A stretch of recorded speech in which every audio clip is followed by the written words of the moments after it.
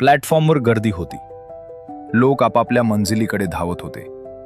पण माझी नजर 2 छोट्या पावलांवर जाऊन थांबली, ज्यांच्या खांद्यावर शाळेची बॅग नव्हती, तर आयुष्याचं ओझं होतं. लहान खांद्यांवर मोठं ओझं.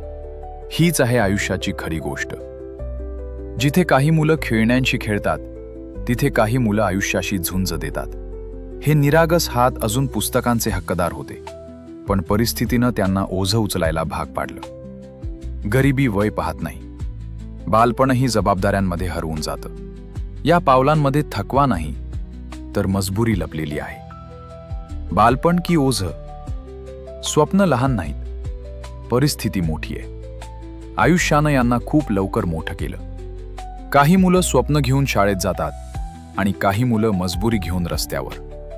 फरक फक्त इतकाच आहे, काहींना बालपण मिळतं आणि काहींना जबाबदारी. जर ही सत्यता तुमच्या मनाला भिडली असेल, तर लाईक, कमेंट आणि चॅनलला सबस्क्राईब नक्की करा.